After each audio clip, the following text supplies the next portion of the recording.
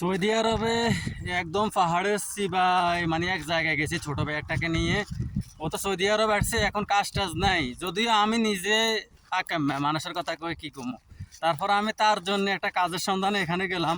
প্রচণ্ড রোদ, দেখেন মাথা চুল পর্যন্ত গরম হয়েছে, ভিতরে হাত দিলেও যদি এখন চুলের ভিতরে কিছু যদি আমি চাউলের দানা ডালে দিই তাহলে ওইটা মনে করেন ফুটা শুরু করবো, ঠিক কিনা? কিরকম গরম পড়তেছে, গরম গরম। তো কাজের সন্ধানে কেন ঘুরতেছে জানেন? কারণ এই ফ্রি ভিসা সৌদি আরব এসে ফ্রি ভিসা, বুঝছেন? তখন ফ্রি ভিসার মানে মানুষ শুনলে কয় ফ্রি ভিসা, তখন ফ্রি ভিসা কি এটিও বুঝে না। এটার মানে হচ্ছে আমরা বাংলাদেশে যেরকম ঘুরি ঘুরি খাওয়ানোর কোনো কাম নাই, এই দেশেও এটা। কারণ আমরা আড়ে কাজ টোকান, আমরা যদি কাজ টোকায় যদি ফান তাহলে কাজ করছে না, এবং ফাইলেও সৌদিরা বেতন দেয় না। এই এক জায়গায় কাজ করছে সৌদির, এক মাস কফি শপে কাজ করছে, আপনার 1500 টাকা বেতন দিব না, 1500 রিয়া না, তো বেতন দিছে না, বেতন দেয়নি। তো লাস্টে ওইখান থেকে চলে আসছে। সৌদি ফোন দেয়, বলে যে আইলে আমি বেতন দিব, কিন্তু আসলে দিব না।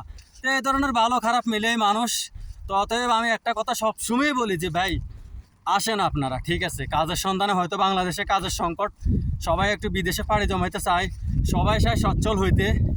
এখন যদি কেউ সচ্ছলতা অর্জন করে, ধরেন 1000-এর ভিতরে 5 জনে বিল্ডিং দিচ্ছে, আমরা বা এত তো দিচ্ছি, আমিও যাই দিমু, এই আশা করি সবাই আসে। কিন্তু আসার পর বাস্তব চিত্র দেখি মানুষের মন মেজাজ সব পরিবর্তন হয়। এখন এভাবে চলে যাবে, তো আমি কে যাই কিনবে? জন লুঙ্গি খুলিয়ে এলাইছো, তো খুলিয়ে এলাইছো, আরও ওয়েট করো, দেখো যদি কোথাও কাজ মিলে তাইলে করবে, না করলে দেওয়ালে যেদিন ফিট ঠেকে যাবে তখন আস্তুর করে বাংলাদেশে চলে যাবে। তো এই জন্য সবসময় আমি একটা কথাই বলি যে ফ্রি ভিসা আসবে না, ঠিক কিনা? ঠিক ঠিক।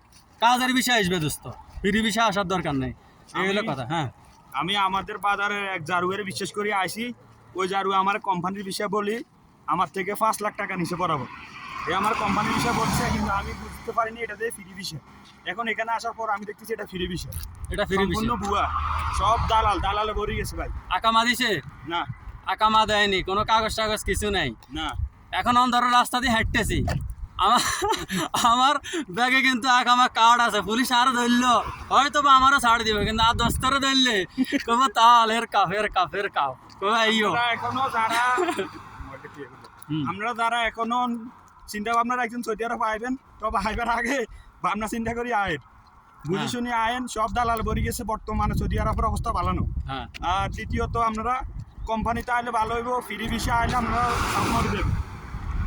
এই হলো কথা। তো সবাই ভিডিওটা দোস্তরা শেয়ার করবেন, যাতে আপনার একটা শেয়ারে আরেকজন লোক দেখি অন্তত পক্ষে সতর্ক হয়। ওকে, ভালো থাকবেন, ধন্যবাদ, ইয়াল্লাহ মার্সাল।